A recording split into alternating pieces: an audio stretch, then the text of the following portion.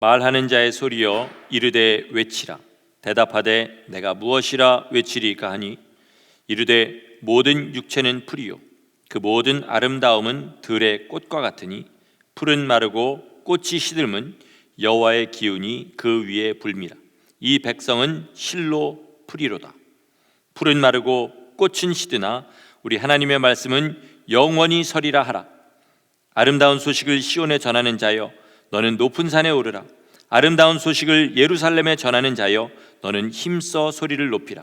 두려워하지 말고 소리를 높여 유다의 성읍들에게 이르기를 너희의 하나님을 보라 하라.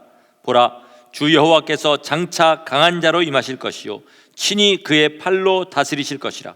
보라, 상급이 그에게 있고 보응이 그의 앞에 있으며 그는 목자같이 양떼를 먹이시며 어린 양을 그 팔로 모아 품에 안으시며 젖먹이는 암컷들을 온순히 인도하시리로다. 아멘. 아멘. 요즘 이렇게 보니까 참 어릴 때는 듣도 보도 못한 질병들에 많은 사람들이 참 시달립니다. 원래도 있던 질병들도 있는데 거기에다가 환경이 이렇게 변하면서 많은 사람들이 시달리는 질병들이 생긴 거죠.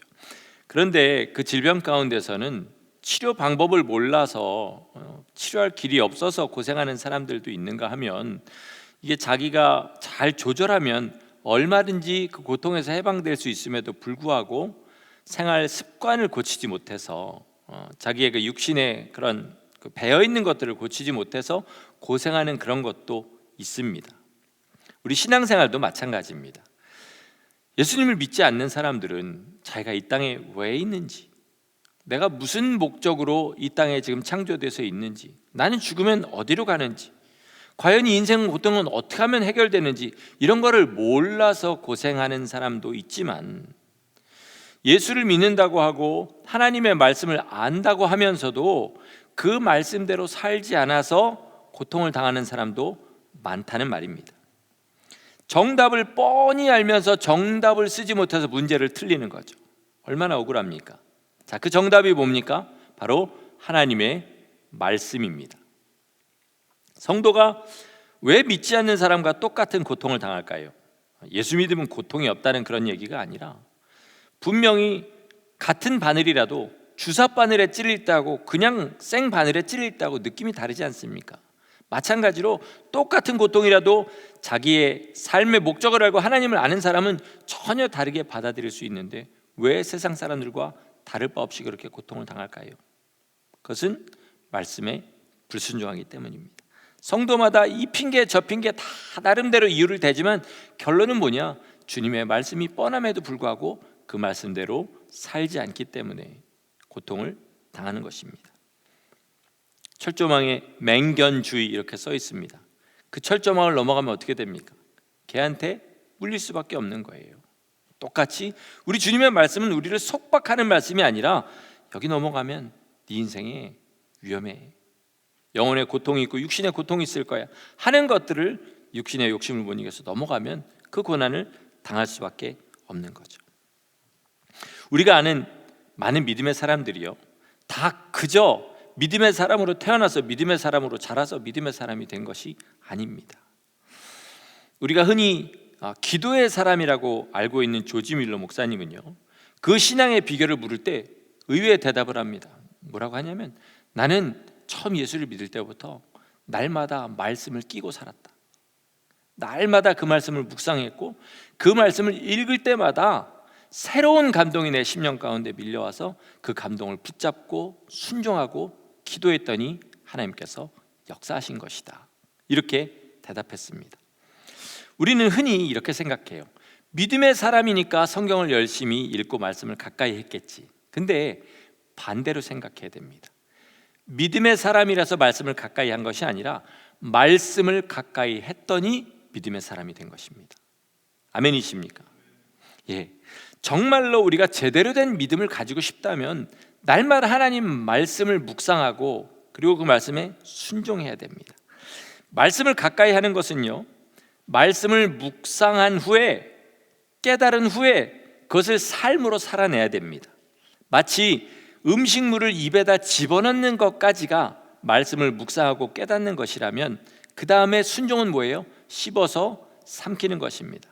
그 나머지는 뭐예요? 몸이 알아서 해주는 거죠. 즉 우리가 말씀을 듣고 그리고 말씀을 읽고 묵상하고 그 말씀대로 순종하면 그 다음에 그 말씀이 우리 삶에 유익이 되는 것은 누가 하신다? 하나님께서 하십니다. 그래서 말씀은 읽고 묵상하는 것이 반을 내 것으로 만드는 것이고, 그리고 순종해서 나머지 반을 완전하게 내 것으로 만드는 것입니다. 그런데 똑같은 하나님의 말씀이지만 그걸 대하는 자세가 전혀 다른 두 가지로 나타나는 것을 제가 목회하면서 보게 됩니다. 하나는 어떤 사람이냐면 하나님의 말씀에 자기 삶을 맞추는 사람이에요. 이건 뭐냐면 주님의 말씀이 그렇다고 하면 자기 삶을 자기가 바꾸는 거죠. 이거를 두 글자로 뭐라 그럽니까? 회개라고 합니다. 하나님의 말씀에 자기 삶을 맞춰 바꾸는 걸 회개라고 해요. 그런데 또 다른 하나는 어떤 사람들이냐? 자기 인생이 그대로 있고 하나님의 말씀을 자기 인생에다 끼워 맞추는 사람이에요. 그러니까 자기 인생에 맞게 나름대로 해석하는 거죠. 자기는 조금도 바뀌지 않았는데 하나님의 말씀을 바꿈으로 마치 자기가 하나님의 사람인 것처럼 그렇게 하는 것입니다. 이런 사람은 자기 스스로가 자기 자신에게 거짓 선지자가 돼서 자기를 멸망으로 이끄는 길을 걸어가고 있는 겁니다. 어떤 사람이 돼야 됩니까? 하나님의 말씀에 내 삶을 맞추는 사람이 되시기를 예수 이름으로 축원합니다. 왜 사람이 하나님의 말씀을 바꿔가지고 자기 삶에 이렇게 대충 그렇게 할까요? 그 이유는 첫째로 무지하기 때문에 그렇습니다. 말씀을 전혀 모른다는 게 아니에요. 내 백성이 지식이 없으므로 망하는도다. 무슨 지식? 하나님을 아는 지식이 없어서 망합니다. 사도행전 13장에 보면 바울이 이렇게 얘기해요. 저들이 매일 외우는 바, 안식일에 매일 외우는 바 선지자의 말씀을 깨닫지 못해서 주 예수 그리스도를 죽였도다, 이렇게 얘기합니다. 그 사람들이 말씀을 몰라서 자기 마음에 달달달 외웠습니다. 그럼에도 불구하고 그 가운데서 하나님을 아는 지식은 발견하지 못한 거예요. 그래서 예수 그리스도를 죽이는 데까지 갔다는 겁니다. 그러니까 우리가 이런 일들을 행하는 것은 성경은 혹시라도 알지 모르지만, 성경은 내가 많이 읽었을지 모르지만 그 안에서 진짜 하나님의 뜻을 발견하지 못했기 때문에 그런 일을 하는 거죠. 둘째는 교만하기 때문에 이런 일을 합니다. 나는 성경을 많이 아니까 다른 사람과는 다르다, 나는 사는 방법도 다르다, 이렇게 생각하는 거죠. 저희 교회 전화번호가 201-275-1119입니다. 전화해 보신 적 있습니까? 되게 전화번호 좋죠. 그게 지금 제 개인 번호에 이렇게 포워딩이 돼 있어요. 그러다 보니까 이제 1년에 한 두 번, 두 번 정도 그런 전화를 받는 것 같아요. 어떤 전화를 받냐면 보통 남자분은 없어요. 다 여자분이에요. 왜 그런지 모르겠어요. 전화해서 목사님에게 상담할 게 있다는 겁니다. 우리 교인이 아니에요. 전혀 모르는 분들이에요. 상담할 게 있다는 거예요. 뭡니까? 여쭤보면 대부분 똑같은, 진행이 똑같아요. 어떻게 이렇게 똑같은지 모르겠어요. 내가 말씀에 이게 궁금하다. 그래놓고 쭉 보면 이제 페이스가 자기 페이스로 들어가서 사람들은 모르는 걸 깨달았다 이거예요. 구원이라는 것은 이런 것이다. 그러고 이제 자기 나름대로 깨달은 걸 막 저한테 이야기를 하기 시작해요. 그래서 제가 중간에 물어봐요. 성도님, 고민이 있어서 상담하시겠다고 하지 않았나요? 그럼 이게 자기 고민이라는 거예요. 그러면서 알고 보면 저를 이제 성경을 가르치는 겁니다. 그러면 이제 제가 이야기를 하기 시작하죠. 성도님, 이렇게 사십니까? 주님 이렇게 살라고 하셨는데 이런 성도님 삶에 행하고 계십니까? 주님이 같이 계신 표는 있습니까? 이렇게 쭉 물어보면 결국은 그분의 삶에는 뭐가 없냐면 회개와 순종이 없어요. 그렇게 해서 자기의 이 미천이 드러나잖아요. 그러면 이제 화를 내기 시작합니다. 그러고는 어떻게 되냐면 목사님은 저랑 대화할 수준이 안 되는 것 같다. 그리고 나중에 또 다시 전화하겠습니다. 기도 열심히 하세요. 그리고 끊습니다. 그런 분들이 있습니다.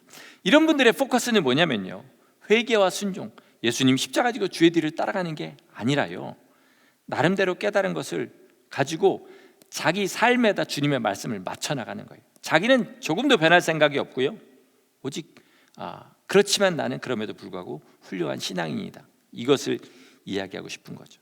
전혀 성경적인 믿음이 아닙니다. 또 사람이 성경 말씀을 자기 삶에다 대충 끼워 맞추려고 하는 이유는요, 세상의 욕심이 들어가기 때문에 그렇습니다. 제가 성경을 읽을 때마다 진짜 기가 막히다고 생각하는 부분이 하나 있습니다. 여러분 잘 아시는 히스기야 왕이요, 병이 걸려서 죽게 되었습니다. 하나님 앞에 통곡하면서 기도했더니 하나님께서 내가 너한테 15년이라는 삶을 더 주겠다, 그렇게 해서 히스기야를 살려내세요. 그랬더니 주위에 이제 있는 나라들에서 사절단을 보내는데 바벨론에서 축하 사절단을 보냈습니다. 보통 때 같으면 안 할 그럴 일을 합니다. 히스기야가 그냥 모든 창고들을 다 열어서 그 이스라엘의 모든 보물을 다 보여줍니다. 그렇게 막 자랑을 하고 났더니 하나님께서 이사야 선지자를 보내서 너 뭐 했니? 이렇게 물어보셨어요. 그랬더니 내가 우리나라에 있는 모든 보물들을 저들에게 보여주지 아니한 것이 하나도 없나이다, 이렇게 얘기를 하는 거예요. 그랬더니 하나님께서 네가 지금 한 일로 말미암아 너의 모든 보물들이, 유다의 모든 보물들이 바벨론으로 다 옮겨가게 될 거고 네 자손 중에 몇 명은 바벨론의 환관이 될 거야, 이렇게 얘기를 하셨습니다. 그러면 그 다음에 어떻게 해야 됩니까 여러분? 회개해야 되잖아요. 지금 잘못했습니다 해야 되잖아요. 근데 히스기야가 진짜 믿지 못할 이야기를 합니다. 당신이 하신 주의 말씀이 선하니이다. 비록 그런 일이 일어난다 할지라도 내 평생에는 태평이 있으리니 어찌 선하지 않으리요. 이거 우리나라 말로 해볼까요? 나 죽은 다음에 일어난 일인데 전 상관없어요. 주님 감사합니다. 내 살아있을 동안에는 이런 일이 안 일어나게 해주셨습니다. 어떻게 히스기야가 이런 사람이 되냐는 거죠. 히스기야는요, 여러분 우스운 사람이 절대 아니에요. 유다와 이스라엘을 통틀어서요, 이스라엘 역사상 처음으로 산당을 없앤 사람이에요. 다윗도 산당을 없애지 못했어요. 모든 산당을 다 없애고 오직 우린 하나님의 뜻대로 예루살렘 성전에서만 예배해야 된다, 그렇게 바꾼 사람이고요. 그리고 그동안 다 죽어 있었던 유월절, 초막절 이런 절기들을 하나님의 방법대로 다 부활시킨 사람이 히스기야입니다. 그래서 하나님께서 이 히스기야를 모든 열방 가운데 높이셨어요. 그 당시 강대국이었던 아수르가 유다를 침범하라고 수십만의 대군을 몰고 왔을 때 하나님께서 히스기야를 높이사 이 모든 사람들을 하룻밤에 수십만을 다 죽이셨습니다. 그랬더니 주위에 있는 모든 나라들이 히스기야를 우러러보는 그런 왕이었던 거예요. 그런데 이렇게 변한 겁니다. 언제 이렇게 변했을까요? 하나님께서 내가 너에게 15년의 삶을 더 주겠다 하셨을 때 변했어요. 이게 히스기야 귀에 이렇게 들렸어요. 맞아요. 내가 너에게 15년의 삶을 더 줄 테니까 더 나의 영광을 나타내고 내 뜻대로 살아라, 이렇게 들렸어야 되는데 히스기야한테는 어떻게 들으냐면 너 인생 이제 15년밖에 안 남았어. 인생 뭐 있냐, 즐겨라, 이렇게 들리게 된 거죠. 이런 마음이다 보니까 어떻게 된 거예요? 자기 살아생전에만 어려운 일 안 일어나면 나는 오케이, 이렇게 바뀌어버린 겁니다. 그러니까 유다를 망하게 한 그 왕이 누구냐면 므낫세 왕인데 이 므낫세 왕이 이때 태어납니다. 히스기야에게서. 여러분 우리 성도도 이렇게 되는 경우가 많아요. 내가 비록 성도지만 내가 왜 세상을 즐기지 못하랴, 나도 이 세상 남들처럼 얼마든지 즐기고 살 그런 권리가 있다라고 생각할 때 문자 그대로 하늘에 뒀던 소망이 땅으로 떨어지니까 믿음이 타락하게 되는 거예요. 타락은 떨어질 탔다 떨어질 낙자입니다. 그러니까 하늘에서 땅으로 포커스가 바뀌는 순간에 믿음도 완전히 타락해 버리는 것입니다. 이럴 때 그때부터는 자기가 즐기는 인생에다 하나님의 말씀을 맞춰나가는 그런 일을 한다는 거죠. 여러분 분명히 아시기 바라요. 하나님의 말씀에는요 분명히 하늘의 기쁨이 있습니다. 그런데 그것은 우리의 영혼의 기쁨이고 육신에는 뭐가 있을 것이다? 고난이 있습니다. 음식을 가지고 생각해 보면 우리 쉽게 이해할 수 있습니다. 음식에는 두 가지 요소가 있습니다. 하나는 맛이고 하나는 영양소입니다. 자, 맛을 따라가면 어떻게 됩니까? 영양이 불균형해져서 몸에 문제가 생겨요. 영양소를 따라가면 어떻게 됩니까? 맛이 별로 없어서 육신의 즐거움이 떨어집니다. 자, 그래도 이게 그냥 먹자마자 몸이 좋아진다거나 먹자마자 몸이 나빠지면 얼마든지 하겠지만 문제는 어디 있어요? 입의 즐거움은 바로 앞에 있고 몸의 괴로움은 한참 뒤에 일어난다는 거예요. 입의 괴로움이 바로 앞에 있고 몸이 좋아지는 건 한참 뒤에나 일어난다는 거예요. 그게 문제인 거죠. 주님의 말씀도 마찬가지입니다. 자, 우리 육신이 즐거운 거, 육신에는 당장 즐겁습니다. 그러나 나중에는 어떻게 돼요? 영혼이 병들지요. 반면에 주님의 말씀은 맛이 없습니다. 육신에는 맛이 없어요. 그러나 나중에 영혼에 복이 있는 거죠. 맛과 영양소와 똑같이 육신의 즐거움은 바로 앞에 있고 영혼의 즐거움은 한참 뒤에 있기 때문에 이게 참 맞춰나가기가 어려운 것이 주의 말씀대로 사는 것입니다. 그래서 이것을 어떻게 극복해야 되냐, 우리 이것을 본론으로 좀 이야기하고 그렇게 말씀을 마치겠다는 얘기가 곧 마치겠다는 얘기가 아닙니다. 첫째로 믿음이 필요해요. 믿음이 필요합니다. 이렇게 살면 주님께서 복 주신다는 믿음이 반드시 필요합니다. 우리가 잘 아는 시편 119편 105절 말씀, 이게 뭘까요? 주의 말씀은 내 발에 뭐예요? 등이요. 이 마스크를 쓴 거는요, 말을 하지 말라고 쓴 게 아니에요. 그냥 바이러스가 퍼지지도 않고 들어가지도 말라고 쓴 건데 마스크를 쓰면 말을 하면 안 되는 줄 알고 계시는데, 주의 말씀은 내 발에 등이요 내 길에 빛이니이다. 주의 말씀은 내 발에 등이요 내 길에 빛이니이다. 빛이라는 말은요, 빛은 볼 수 있는 사람들에게 필요한 거예요. 보지 못하는 사람들에게는 필요 없는 거죠. 믿음이란 게 바로 성도에게는 빛과 같은 것이고 눈과 같은 것입니다. 오늘 우리 박세영 전사의 아기 아엘이가 처음으로 교회에 나왔는데 찾아보니까 방금 태어난 아기는요, 그 뿌연 빛과 그 다음에 이런 그림자 정도밖에는 볼 수 없답니다. 시력으로 따지면 0.03 정도밖에 안 된대요. 그리고 색깔을 별로 못 보고요. 이게 점점 눈을 쓰는 법을 배워간대요. 처음에는 양쪽 눈을 동시에 포커스를 맞추는 법을 몰라가지고 이상하게 이렇게 보인답니다. 그래서 우리가 지금 보는 것 같이 보는 데까지 얼마 시간이 걸리는지 아세요? 10개월에서 1년 정도의 시간이 걸린다고 해요. 성도도 마찬가지예요. 하나님의 눈으로 세상을 보는 데까지는 어느 정도 시간이 걸려요. 교회에 나온 지 1년 되면 다 보게 되는 게 아니라 진짜 주님의 말씀대로 살아간 지 얼마 정도가 되면 주님의 말씀을 믿음의 눈으로 볼 수 있는 수준이 된다는 겁니다. 이거를 어떻게 배우냐면요, 주님의 말씀을 작은 것부터 순종해서 하나님이 그 약속을 이루시는 걸 보면서 믿음이 성장하면 그것을 보게 됩니다. 여기 계신 분들 많은 분들이 경험하셨을 줄 믿어요. 처음 은혜 받으면요, 처음 거듭나면 별의별 기도가 다 응답됩니다. 저도 몇 번 간증 드렸지만 하나님 물질이 필요합니다, 월에 얼마가 필요합니다, 그럼 10불 단위까지 맞춰서 두세 배가 넘는 그 수입이 있었음에도 한 달 만에 그런 10불 단위까지 맞춰서 주님께서 물질을 주시는 것도 경험했고요. 며칠 연속으로 아침에 뭐가 먹고 싶습니다, 그냥 입으로 그냥 슬쩍 한 말도 저녁에 누가 사주고, 그런 일들을 여러 번 경험했어요. 그러면 주님께서 왜 그런 일들을 허락하실까요? 앞으로 네 일생 먹고 싶은 건 내가 다 책임질게, 이걸까요? 아니지요. 야, 나 살아있다. 내 말씀대로 믿고 순종해라. 그러면 내가 반드시 거기에 있는 약속을 이루어준다. 이 얘기를 우리한테 하고 계신 거죠. 그러니까 작은 순종을 해서 하나님께서 작은 약속을 이루시는 걸 볼 때 어떻게 해요?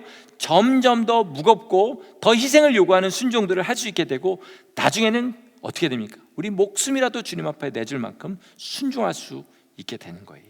이게 바로 믿음의 능력입니다.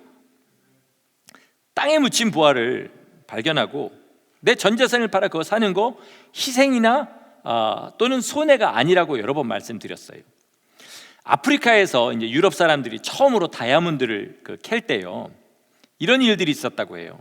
그 원주민 집에 들어가면 소위 이제 우리나라 같은 공기놀이 같은 거를 이제 애들이 뭘 갖고 하냐면 다이아몬드를 가지고 하는 거예요. 다이아몬드를 가지고 이제 그걸 보고 가서 이제 그냥 쉽게 얘기해서 밀가루 한 푸대 이렇게 들고 가가지고 이거 줄 테니까 그거랑 바꾸자. 그럼 얼씨구나 하고 바꾸는 거예요. 그리고 뒤 등 돌아서 그 돌 가지고 이렇게 가는 사람을 보고 저런 바보 같은 놈, 세상에 저런 돌덩이 몇 개랑 이 귀한 식량하고 바꾸다니. 그런데 그 공깃돌만한 다이아면 몇 캐럿 되는 거잖아요. 그거 갖고 밀가루 몇 부대 삽니까, 여러분? 상상도 못하잖아요. 누가 바보입니까?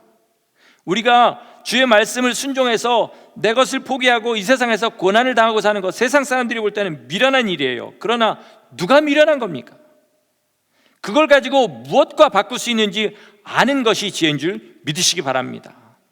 그래야 순종할 수 있는 겁니다. 우리가 작은 것에 순종해서 점점 큰 순종으로 나가서 결국은 십자가 지고 주님과 같은 삶을 살게 되는 것, 이게 뭐냐면 날마다 말씀에 순종하는 삶 가운데 이루어집니다. 두 번째, 말씀이 우리 삶에 빛이 되기 위해서는 인내가 필요합니다. 참아야 된다는 거예요. 오늘 본문을 보니까 풀은 마르고 꽃은 시드나 하나님의 말씀은 영원토록 있느니라, 이렇게 말씀하시잖아요. 자, 우리는 영원하신 하나님의 말씀을 상대하고 있는 겁니다. 그러면 영원히 인내해야 되는 거예요. 이 땅에서 내가 순종한 것의 열매를 먹지 못할 수도 있어요. 그러나 얼마든지 하나님의 말씀을 믿으면, 왜요? 우리도 영원한 곳에 갈 거니까 인내할 수 있다는 겁니다. 한국의 1970년대, 80년대 적금 이자율이 얼마인지 아십니까? 24%더라고요.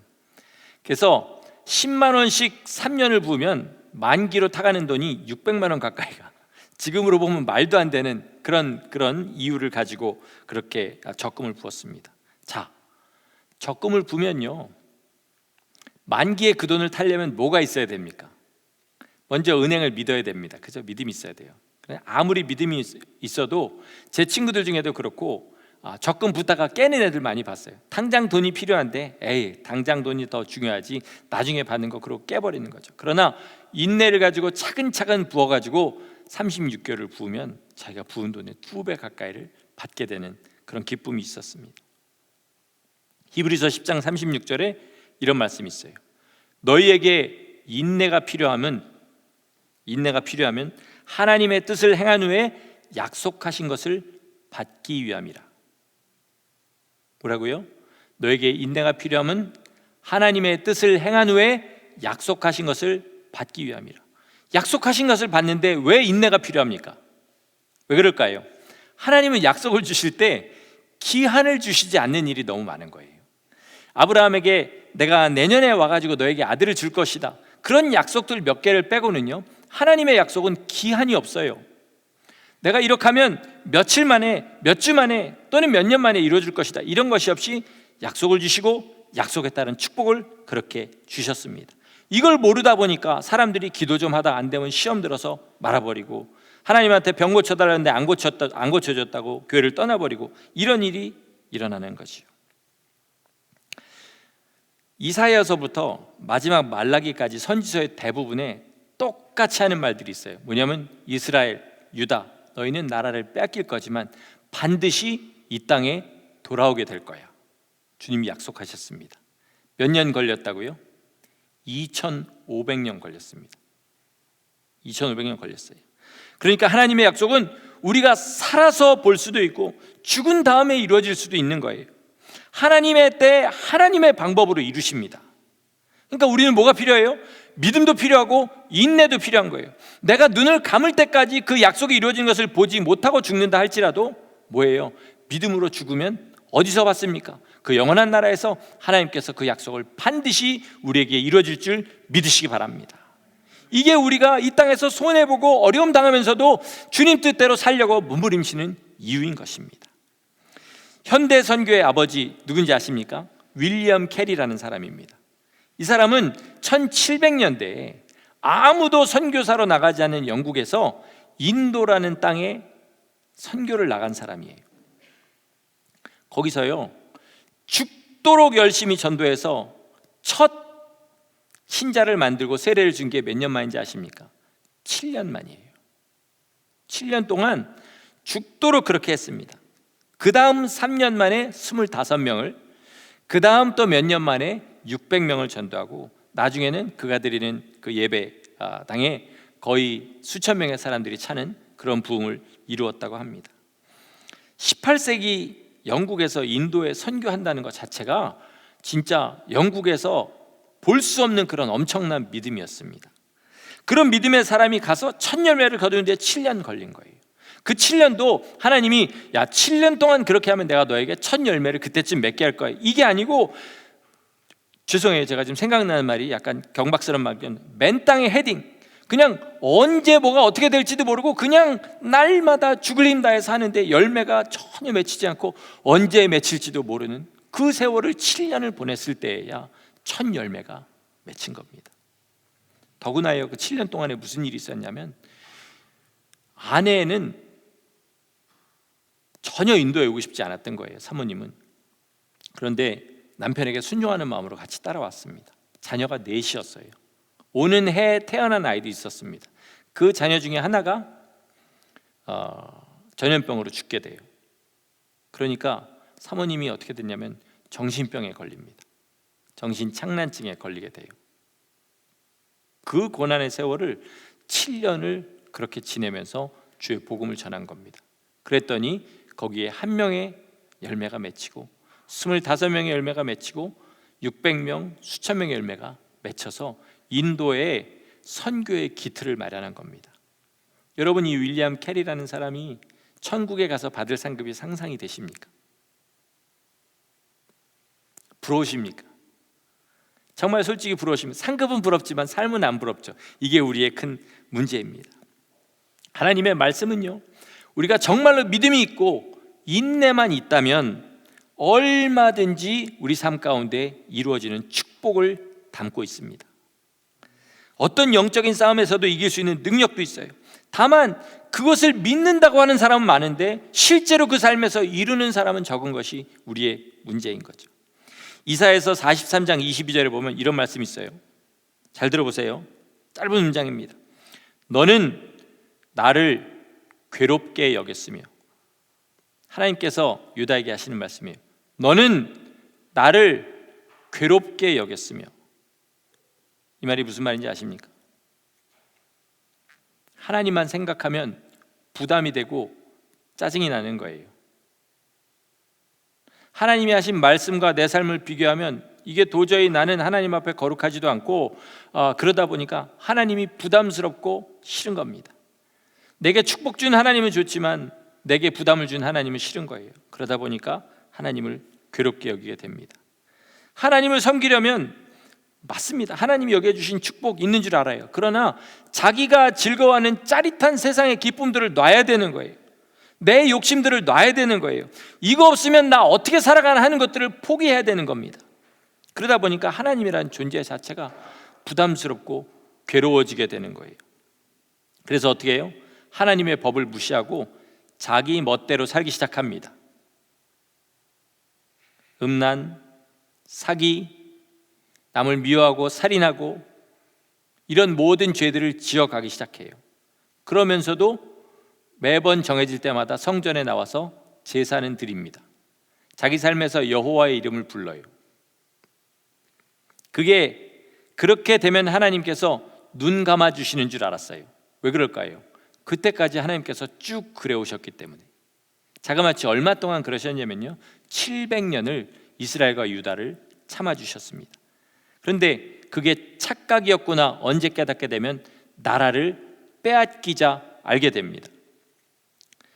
분명히 하나님이 율법에 약속하셨어요. 너희가 이 율법의 말씀을 지키지 않으면 이런 저주가 임하겠고 나중에는 너희 모든 나라를 빼앗게 되고 다른 사람들이 와서 그것을 살게 될 것이다.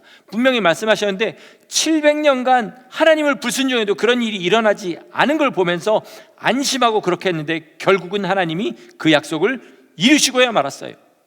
나라를 빼앗긴 겁니다. 빼앗기고 나니까 나라란 것은, 영토라는 것은 당연히 우리에게 주어진 건 줄 알았는데 빼앗기고 나니까 그 큰 나라들 사이에서 우리 같은 조그만 나라가 살 수 있었던 것은 우리가 잘해서가 아니라 여호와 하나님께서 지켜주시기 때문이라는 사실을 그제서야 알게 되는 겁니다. 어떻게 해야 주님이 우리를 지켜주시냐? 연구해 보니까 주의 말씀대로 살아야 되는 것을 알게 되고 그때부터 죽으린다 해서 주님의 말씀을 지키기 시작하는 겁니다. 우리의 삶이 이스라엘과 유다의 700년과 같습니다. 다만 이스라엘은 하나님을 괴롭게 여기고 불순종해서 나라를 빼앗겼지만 우리는 하나님을 기뻐하고 하나님께 순종하면 하나님 나라를 영원히 차지하는 복이 있을 줄로 믿습니다. 이게 정말로 중요한 거예요. 이 믿음이 우리 심령 가운데 있기를 예수 이름으로 간절히 축원합니다. 아멘. 말씀을 마치겠습니다. 예전에 제가 몇 번 너무 재밌어서 드렸던 말씀인 것 같아요. 공부를 진짜 못하는 아들을 대입 시험장에 보내는 아버지가 그 아들에게 한 말이 너무 인상적이라 기억이 납니다. 네가 답이라고 생각하는 거는 무조건 틀린 거야. 그러니까 그거 빼고 나머지 3개 중에서 골라. 그럼 최소한 25점 맞는다. 이제 이렇게 되는 거죠. 우리한테 적용해 보겠습니다. 우리는 죄인이라 우리 안에서 나오는 생각과 우리 안에서 원하는 것들은 대부분 다 답이 아닙니다. 일단 이거를 부인해야 됩니다. 그래서 주님께서 뭐라고 그러셨어요? 누구든지 나를 따르려거든 자기를 부인하고, 내 안에서 올라오는 모든 생각들을 먼저 부인해야 되는 것입니다. 정답은 어디에 있다고요? 하나님의 말씀에 있습니다. 예수님이 살아계신 그 삶에 있습니다. 제자들이 살아갔던 그 삶에 있어요.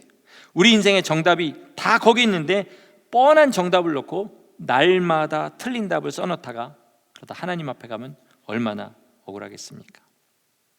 여러분, 우리가 정말 믿음의 눈을 가지고 하나님 주신 복을 볼 수 있으면요, 바울이 본 것을 우리가 볼 수 있으면 하나님께서 인생을 그렇게 만들어 주셨어요. 그럴 수 있으면 너희도 바울과 같은 삶을 살게 될 거다. 조지 밀러가 본 것을 너희가 볼 수 있으면 너희도 조지 밀러 같은 삶을 살게 될 거다. 이렇게 말씀하시는 거예요. 이걸 반대로 이야기하면요, 우리가 그들과 같은 삶을 살지 못하는 것은 뭐 때문이다? 보지 못했기 때문이다. 믿지 못했기 때문이다. 그러니까 내가 믿음이 있다는 것을 사실은 내려놓으셔야 돼요. 내가 정말로 믿음의 사람들처럼 살지 못하는데도 불구하고 나는 믿음이 있다라고 생각하는 이것 자체가 하나님 앞에서는 굉장히 모순이라는 걸 아셔야 됩니다. 자, 그러면 이걸 우리 소망의 말씀으로 바꿔보겠습니다. 우리 주님 앞에 이렇게 기도하시기 바랍니다. 하나님, 바울이 본 것을 제게도 보여주시옵소서. 베드로가 본 것을 제게도 보여주시고 조지 밀러 목사님이 본 것을 제게도 보여주시옵소서. 그러면 저도 그 삶을 살게 될 줄 믿습니다. 이렇게 주님 앞에 기도하고 나가시면 주께서 우리의 눈을 여서 말씀 가운데 숨겨져 있는 그 밭에 묻힌 보화를 보게 하시고 얼마든지 우리 인생이란 것을 팔아서 이 밭을 사게 만드는 그런 역사가 우리 삶 가운데 일어날 줄 믿습니다. 우리 인생이라는 시험장에서 우리 하나님께서 말씀 가운데 이미 다 적어주신 정답을 열심히 써내려가서 우리 하나님 앞에 정말로 이 시험을 통과하고 영원한 나라에 들어가시는 예수 그리스도의 사람들 되시기를 예수 이름으로 간절히 축원합니다. 아멘. 기도하겠습니다.